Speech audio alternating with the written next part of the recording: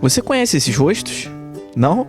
E essas vozes? E eu fiz várias dublagens em fita cassete de filmes Aí aqui, você imagina, eu descobri um novo mundo. Eu fiz sem ser diplomata, mas depois teve uma visita à Rádio Cidade, tinha um locutor no ar. Fazer um teste para ver se eu poderia participar de um filme na Ebert. Acho que tá quase, né?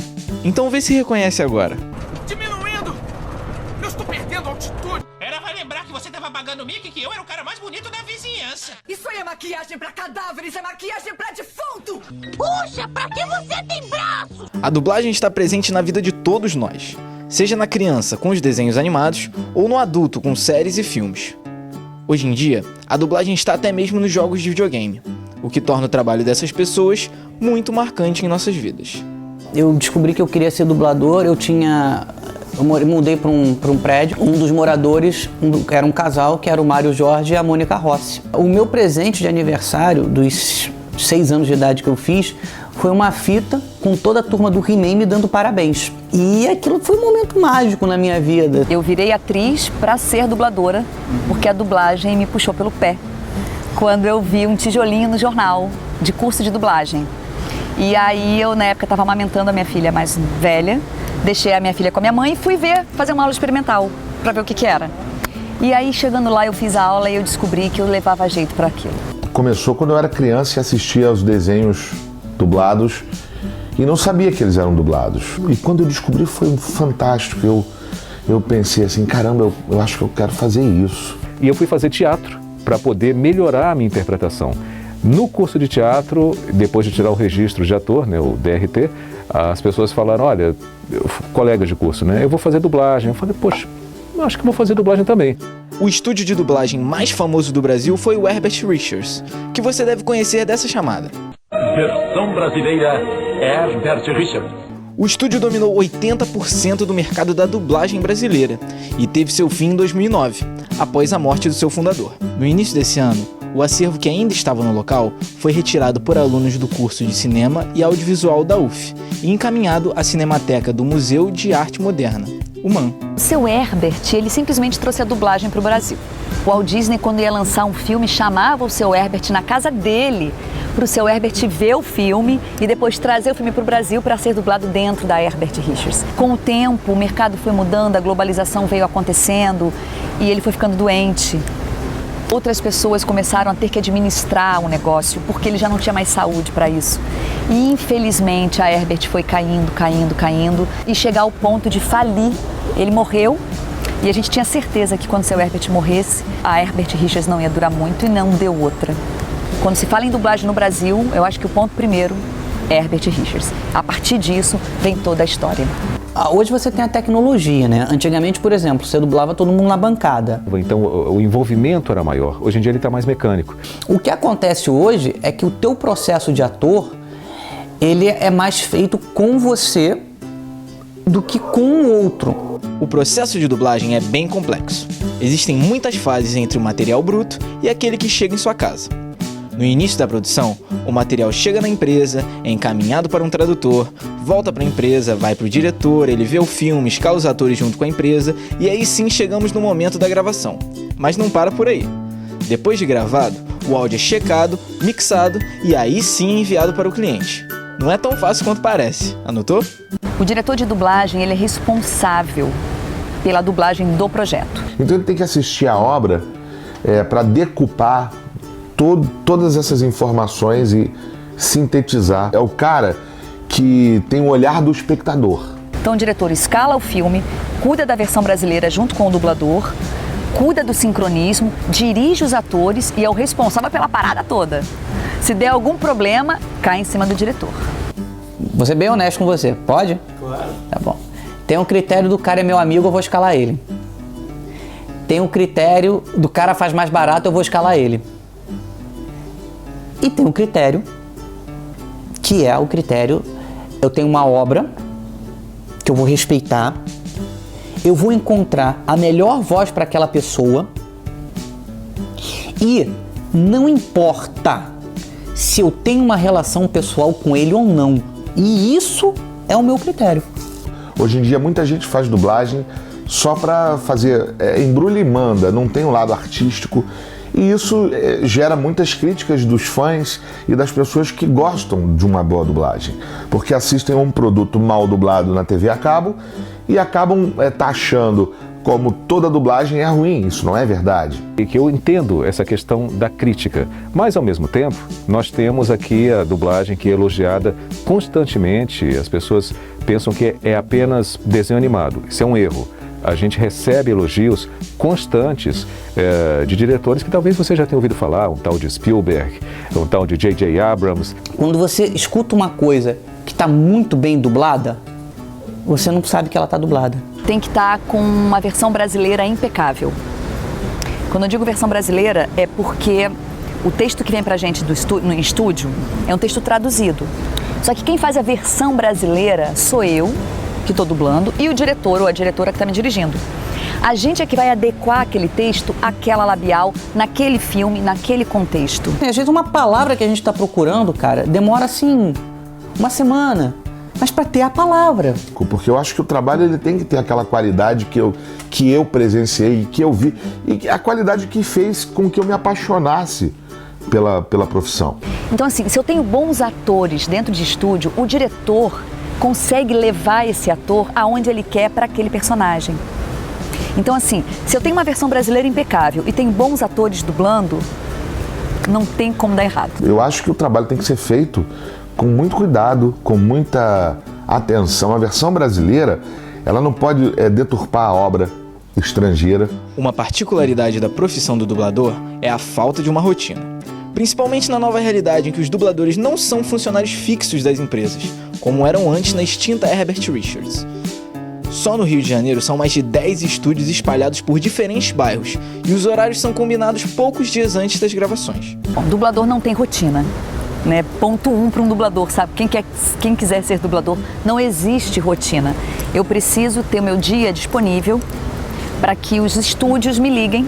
Eu posso não ter trabalho nenhum num dia inteiro, ou eu posso dublar, literalmente falar de 8h30 da manhã às 10 da noite. Então você nunca tem um horário certo ou um dia certo ou uma produção certa. Você recebe uma ligação normalmente 48 horas ou 24 horas antes. Então cada hora do dia, cada momento do dia, você está gravando no estúdio diferente, no horário diferente, um personagem diferente. E a gente nunca sabe o que vai gravar. E cada dia eu faço um personagem diferente, um ator diferente, com uma interpretação diferente, um jeito de falar diferente. E esse é o grande atrativo do meu trabalho.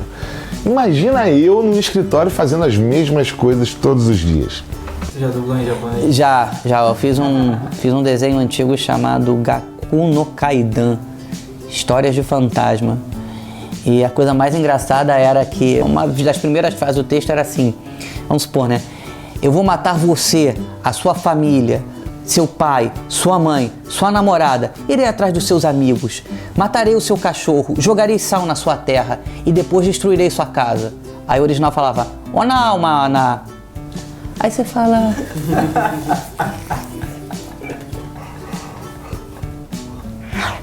Vamos adaptar, né? Uma questão polêmica no meio da dublagem são os palavrões. Excuse me, I'm Eric Lensher. Charles Xavier. Go fuck yourself. Os dubladores são obrigados a suavizar a linguagem da obra original para que ela se encaixe na programação. Com licença, eu sou Eric Lensher. Charles Xavier. Vão se ferrar. E eu acho isso uma deturpação. Eu sou contra essa postura. Eu acho que se o cara falou son of a bitch, pô, eu tenho que falar filho da puta. Foi escrito assim. O filme é assim. A gente começou a praticar fazer uma versão real do filme e nos pedaços do filme em que tem palavrão, a gente dublar com palavrão e fazer uma versão light. A versão com palavrão vai para o cinema, vai para o DVD e a versão light vai para uma TV aberta. Você acredita que já teve retake meu? Retake é quando você tem que refazer um take. Porque manda a Mabel falar o filho da puta porque ela retirou? Você acredita nisso? Outra polêmica é o uso de celebridades nas dublagens com o objetivo de atrair maior público para o filme. Mas como muitas dessas pessoas não são dubladores, a qualidade do produto pode ser prejudicada. Eu acho que nós dubladores somos desconhecidos do público. Ainda. acho que é um dos grandes motivos pelos quais hoje em dia se tem a inserção de muitos famosos na dublagem. Porque colocar um famoso para dublar um filme pode ser um subterfúgio para se criar mídia espontânea. Eu não vejo problema do cara ser, por exemplo, famoso e fazer um trabalho. É feita uma pesquisa para ver se realmente vale a pena fazer esse investimento e colocar um ator e se você vai ter um retorno em cima disso. Eu acho assim, a dublagem é um ramo do trabalho do ator. Para ser dublador, tem que ser ator. Se o cara que está dublando, famoso ou não, é ator, tá tudo certo. Existem também alguns casos de famosos que utilizaram audioguia feito por dubladores profissionais. Isso aconteceu muito pouco, mas já aconteceu. Isso não é justo, isso é errado. Isso é o cara admitir que não tem competência para fazer o trabalho e precisa mimetizar o trabalho do outro para fazer aquilo e não vai fazer bem. A nossa única questão é pegar pessoas que não são atores, como nos games, vocês sabem do que eu estou falando, cantores, para dublar. Aí eu acho uma falta de respeito conosco, que somos os profissionais da área, e principalmente com quem compra o jogo, com quem joga o jogo. Aí eu acho sacanagem. Vocês merecem o melhor, vocês compram aquilo, vocês dão dinheiro para aquilo. Então assim, deveria ser um produto de melhor qualidade possível. E, no entanto, não é o que a gente vê quando não pegam atores. Eu acho que essa é a única questão. Agora, se o cara teve o trabalho de se preparar, de buscar uma preparação e desempenhou uma boa função, como, por exemplo, o Rodrigo Santoro no Stuart Little, né? Porra, do cacete. Assina embaixo, trabalho de ator. Eu quero elogiar essas pessoas. Quando é bom, a gente tem que elogiar. O Lúcio Mauro Filho fez o Kung Fu Panda. Ficou bom pra cacete.